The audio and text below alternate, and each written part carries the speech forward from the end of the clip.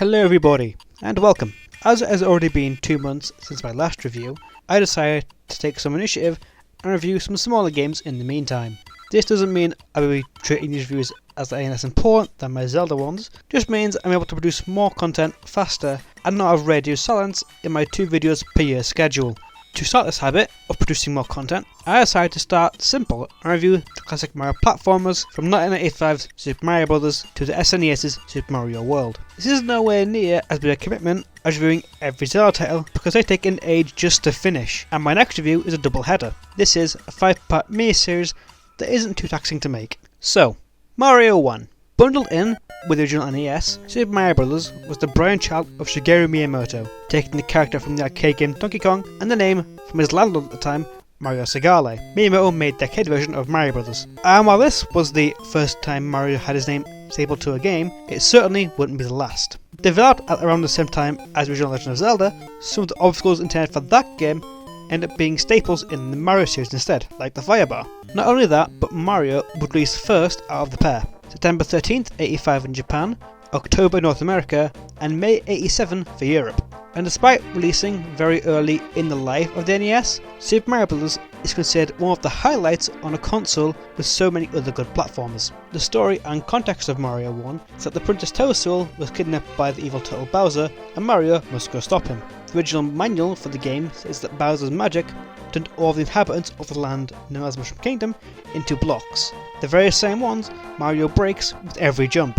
From here on out, I'm passing over the story in this mini-series, as it's one for one the same across all 5 titles, with the exception of the US version of Mario 2. And before we get into the gameplay, I will be playing the 16-bit remake of this game from Super Mario All-Stars on the SNES in 1993. The games are exact recreations of the NES titles, but they just look better. Visually speaking, despite the original NES version looking incredibly primitive by today's standards, I'd say the game still looks nice. Yeah, backgrounds are mainly just voids of blue or black, but everything else jumps out as being distinctive and colourful for the time.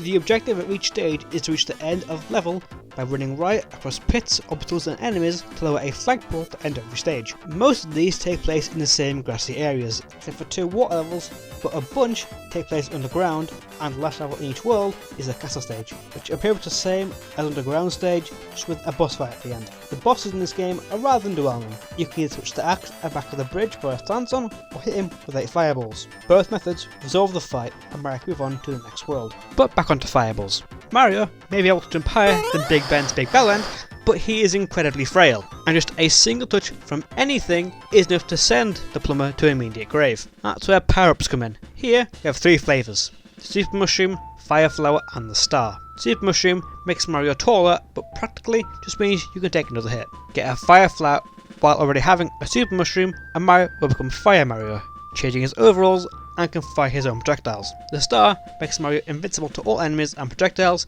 but is a rarity to say the least. However, this game is more than beatable with just basic Mario. Mario 1 more so teaches players the rules of the genre, not being so easy you can beat it inside 20 minutes, even though you could totally do that. One big issue I have though is that when running at top speed, Mario carries the maximum amount of momentum possible forward, which make him feel weirdly slippery, leading me to miss my jumps on more than a few occasions, which is pretty fucking annoying. However, never found it too vexing due to how short the levels are. The level design is always well thought out and encourages players to take risks, more so than not, to run at pace and use momentum to kite over a huge chasm. Checkpoints are plentiful, and if you game over, you start at the beginning of the world, except in the original NES release. There, if you got a game over, you have to replay the entire game again. Enemy design and placement isn't typically a real hazard, with most enemies like Goombas, Koopa Troopas and Buzzy Beetles being more so an extension of the level. It's really satisfying to jump on a bunch of these guys in a row and rack up some points towards new life, which you gain by collecting a green mushroom, 100 coins or 10,000 points. Other notable enemies include piranha plants that live inside pipes,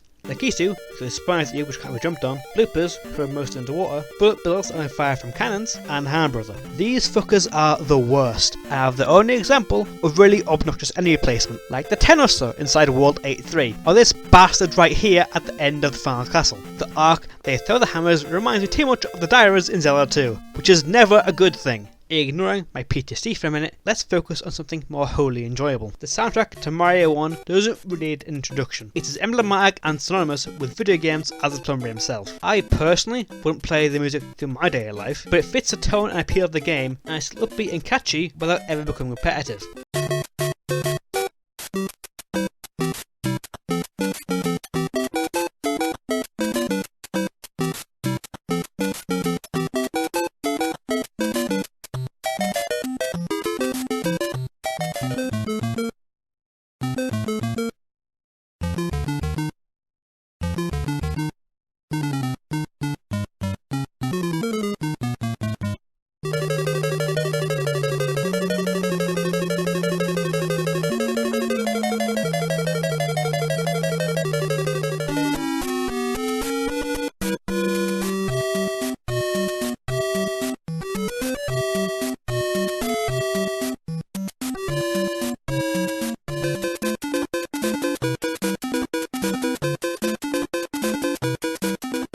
The original Super Mario Bros., while not on the level of some of his other games by a long way, its status is a titan to games as a whole, and the game itself isn't too bad. I'd never drop everything I'm doing to play it, but if I ever did, I'll always know it's going to be a good time. I'd most certainly recommend playing it at some point. It's very easy to pick up and play, but very little prior knowledge of how the game or even the genre works. There are countless ways to play this game now, be it the original release ported to the Game Boy Color, Advance or Switch, the Virtual Console before they all closed, or even the Japan-only version in 2010 to celebrate the anniversary of the series. It was exclusive to select Japanese Wii systems at the time, and now it changed that the question mark blocks now have number 25 on them. Of course, you can also play the Super Mario All-Stars version on Super Nintendo or its Wii re-release. And I recommend this version as well, if only because it looks nicer than the 8-bit one. Much like the soundtrack, Mario 1 symbolises games in the eyes of most. However, the sequel to this game is a completely different story.